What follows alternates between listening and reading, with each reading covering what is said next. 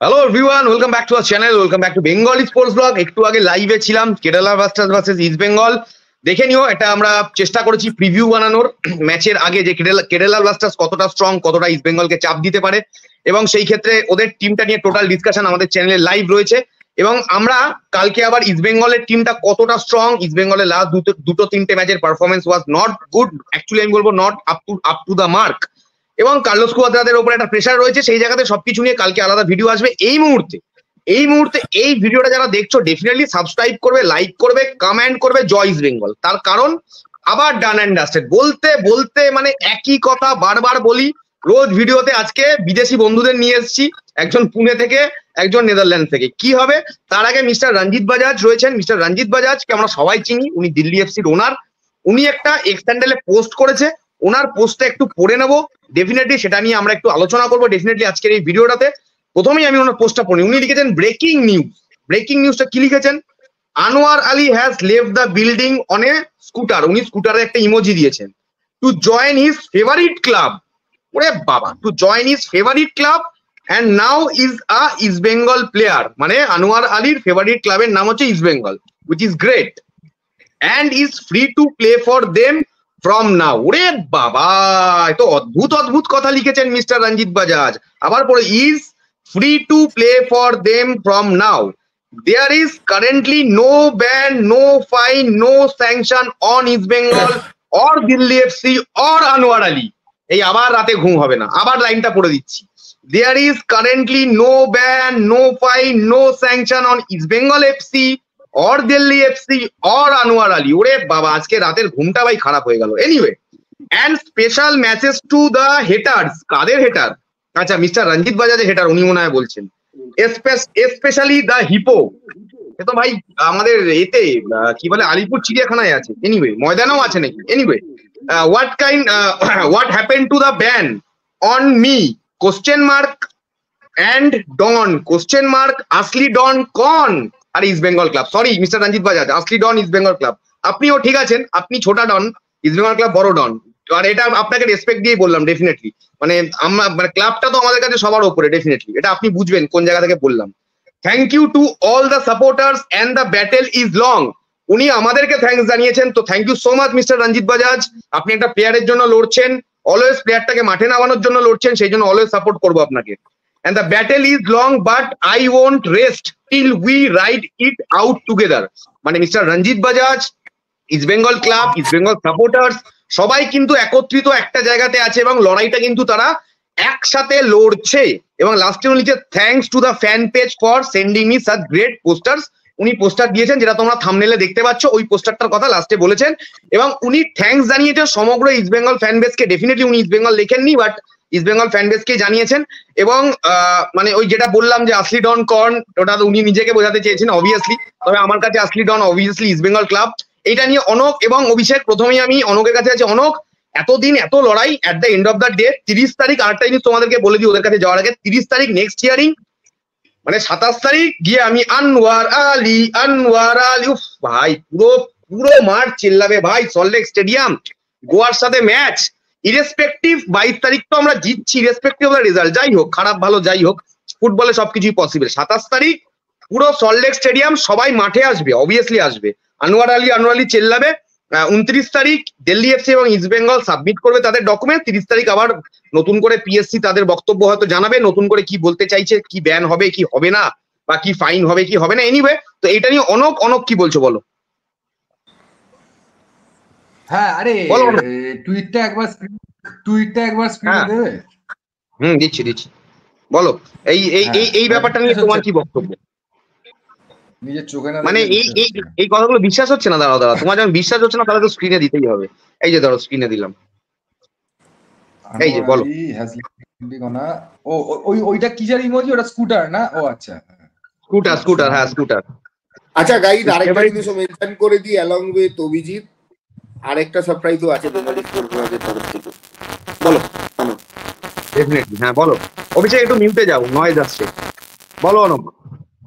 Two join his favourite club and now is a আচ্ছা ক্যাপিটালে আবার now is a East Bengal player and is free to play for them from now. Currently no ban, no fine, no sanction on East Bengal. আচ্ছা, special message to capital TO the haters.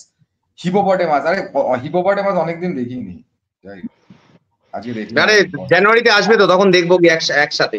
ময়দানে যেতে হবে না, একসাথে। তোমার এতে যাবো, কি বলে চিড়িয়াখানা আমাদের আলিপুর। বলো বলো অনেক বলো, এইটা নিয়ে, এটা দেখো, তুললাম আমি স্ক্রিন থেকে, বলো। একদম একদম, হ্যাঁ একদম অন ভেরি সিরিয়াস নোট। ব্যাপারটা হচ্ছে গিয়ে এই কথাটা আমার তো মনে হয় বেঙ্গলি স্পোর্টস ব্লগই বোধহয় ফার্স্ট বলেছিল, আমি যাই না। আমি এবং এইরকম কথা দেখবে আমি জেনারেলি বলি না, কিন্তু আমার এটা বলতে বাধ্য হচ্ছি যে অনেক চ্যানেলেই আমি দেখেছিলাম তারা ইস্ট বেঙ্গলেরই মানে ভালো সাপোর্টার চ্যানেল, তাদের আমিও দেখি দেখি ভালোই লাগে, কিন্তু অনেকে কিন্তু ভয় পেয়েছিল, এটা মানতে হবে। আমি কোনো নেগেটিভ সেন্সে বলছি না, অনেকেই ভয় পেয়েছিল, অনেকেই কোথাও না কোথাও ভাবছিল যে আরে এটা কি এরকম হতে পারে নাকি, কিছু না কিছু একটা হবেই। তো আমরা কনস্ট্যান্টলি বলে গেছি দেখো, এথিক্যালি বলো আর লিগালি বলো, এখানে কিন্তু ইস্ট বেঙ্গল মানে যেটা করেছে সেটা একদম পারফেক্ট, এবং যেটা চাইছে প্লেয়ারটা সেটাই হওয়া উচিত। এবং মানে লিগালি অনেক ফ্ল ছিল, যেখানে আমরা বলতে পারি যে আনোয়ার আলী যদি ওর আগের ক্লাবটা যেখানে ও লোনে ছিল সেখানে লোন কন্টিনিউ করতে না চায় এবং পার্মানেন্ট কন্ট্রাক্টে যেতে চায়, সেখানে যদি তাকে না দেওয়া হয় সেটা, I think he has every right to move out. ঠিক আছে, because loan contract is not a binding contract. এই সমস্ত টেকনিক্যাল কথা অনেক আগে বলেছিলাম। এবার যা হয় আমরা বললে তো মানে লোকে, আমরা তো আর কেউ সুপ্রিম কোর্টে লড়ি না বা হাইকোর্টে লড়ি না বা কিছু করি না, তো সেই জন্য লোকে ভাবে যে আরে সবার মতো বাজে বাজে বকতে এসছে, বাজে বকতে, যাই বলো। তো আজকে কথাটা আস্তে আস্তে প্রুভ হচ্ছে, এবং আমার মনে হয় যে ওই পরের দিনের হিয়ারিংটা হতে দাও 30 তারিখে, সেখানে আরো ব্যাপারটা ক্লিয়ার হয়ে যাবে যে আমরা আমরা যেটা বলেছিলাম না যে ইস্ট বেঙ্গলের ব্যান হতে পারে না, আনোয়ার আলীর ব্যান হলে ম্যাক্সিমাম 2 মাস, আর ফাইন হলে 5-6 কোটির আশেপাশে, তার বেশি হতে পারে না। এই আলটিমেটলি এই স্ট্যান্ডে এসেই ব্যাপারটা দাঁড়াবে, এটা প্রমাণিত হয়ে যাবে। এবং দেখো আমরা ভেতর থেকে যতই চাই আনোয়ার খেলুক, আমরা কিন্তু কোনোদিন বায়াস্ট হয়ে বলিনি যে ভুলভাল বলে যে আনোয়ার এই কারণে খেলবে ওই কারণে খেলবে। আমরা লজিক্যালি সিচুয়েশনটাকে এক্সপ্লেন করেছি, লিগাল ইন্টারপ্রিটেশন যতটা আমাদের সীমিত বুদ্ধিতে করতে পারি করেছি, এবং দেখেছি যে আনবায়াসড হয়ে ভেবে যখন দেখছি ব্যাপারটা আমাদের ফেভারে আছে, তখন দেখবে যে প্র্যাকটিক্যাল গ্রাউন্ডেও দেখতে পাচ্ছি যে ব্যাপারটা সেরকম ভাবে মানে প্রতিফলিত হচ্ছে বা রিফ্লেক্টেড হচ্ছে। তো এইটা হওয়ারই ছিল, এবং আজকে আমাদের কথাগুলো প্রমাণিত হচ্ছে দেখে আমি আজকে খুশির থেকেও বেশি satisfied. I am highly satisfied today যে আমাদের মানে আমরা তো আর ওরকম ইস্ট বেঙ্গল বা দিল্লি এফসি বা লয়ার তেমন লড়িনি, কিন্তু মাঠের বাইরে as a fan, as a supporter আমাদের যে লড়াইটা সেটা যে আস্তে আস্তে সঠিক প্রমাণিত হচ্ছে। এবং অনেকে আছে যারা একটা ভুল হওয়ার জন্য মানে তোমার উপর ঝাঁপিয়ে পড়েছিল, তখন তো আমরা তোমাকে বাঁচাতেও ছিলাম না, কিন্তু আজকে যখন আমাদের সাফল্যটা আস্তে আস্তে আমাদের কথা যখন মানে সত্যি প্রমাণিত হচ্ছে এবং আমাদের টিম সাফল্যের দিকে এগিয়ে যাওয়ার একটা পদক্ষেপ নিচ্ছে, তখন I really feel highly satisfied, very very very much like মানে কি বলবো কন্টেন্ট, প্রচন্ড কন্টেন্ট ফিল করছি, I really happy. Over to you এবার অভিষেক। চলো, তো এইখানে আমার দুটো জিনিস বলার আছে। পয়েন্ট নাম্বার 1, রঞ্জিত বাজাজ যখন প্রথম দিন থেকে আমাদের হয়ে গলা ফাটিয়ে এসেছিল, আমরা উনাকে সাপোর্ট করেছিলাম, এবং উনি আমাদের বলে এসেছিল বারবার যে আনোয়ার ইস্ট বেঙ্গলেরই প্লেয়ার, ইস্ট বেঙ্গলেরই খেলবে। মাঝখানে ওই কিছুদিন ওই কোর্ট যেটা করেছিল তার জন্য কিছু ফ্যান খুব লাফিয়ে উঠেছিল, বলেছিল আনোয়ারকে দিয়ে নাকি মোহনবাগান জল বোয়াবে। আগে কিছু মোহনবাগান সমর্থকরা বলেছিল, বাট একটা জিনিস আমি বলবো যে আমরা প্রথম দিন থেকে একটা জিনিস গলা লড়িয়ে এসেছিলাম যে ভুলটা কোথায়, এআইএফএফ এর ভুলটা কোথায়, এই যে লোন কন্ট্রাক্টটা হয়েছিল, লোন কন্ট্রাক্টের ভুলটা কোথায়, ভুলের মানে লুপ হোল গুলো কোথায়, সেগুলো আমরা ডিটেলে আলোচনা করেছি। আমি বলো, অনক বলো, অভিজিৎ বলো, বা সৌনকও ছিল আমাদের সঙ্গে সেই সময়, সৌনক ও আমাদের সঙ্গে জয়েন করে বলেছিল, এই জন্য আমরা এটাকে ডিটেলে বলেছিলাম।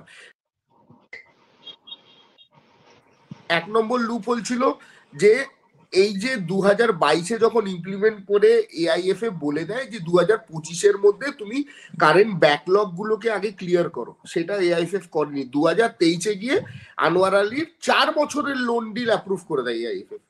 How come it happen? এইটা কিন্তু সেই সময় লোকে কেউ পাত্তা দেয়নি। অনেকে, অনেক বড় বড় রিপোর্টাররা আমাকে আমাদের এগেনস্টে কথা বলেছে, অনেক কিছু বলেছে। আলটিমেটলি এটাই প্রুভ হচ্ছে, একবার ইনোসি আসলো, তারপরে কি 12.9 কোটি টাকা, 4 মাসের ব্যান, সেইটা আবার ঘুরে গেল। আবার ঘুরে গেল, আবার সেই 4 মাসের ব্যানটাও উঠে গেল, 9 কোটি টাকাও মনে হয় না দেবে বলে। যাই হোক, সেটা পরবর্তীকালে হিয়ারিং এ বোঝা যাবে, এখনই সেটা নিয়ে কথা বলাটা আমার মনে হয় না উচিত কোনো বলে। বাট আমার একটা জিনিস আমি আগে থেকে বলবো, আমরা বারবার যেটা বলে এসেছিলাম যে এই কন্ট্রাক্টটা আনজাস্ট, সে যত বড় রিপোর্টারই বলুক, সে যে রিপোর্টার বলুক, এই কন্ট্রাক্টটা একটা আনজাস্ট কন্ট্রাক্ট। এবং যে রিপোর্টার বলেছে আমি তাকে চ্যালেঞ্জ করতে পারি, লয়ার সামনে বসে চ্যালেঞ্জ করবো সেই রিপোর্টারকে, লয়ার সামনে বসে চ্যালেঞ্জ করাবো সেই রিপোর্টারকে, সে যত বড় রিপোর্টার হয়ে যাক।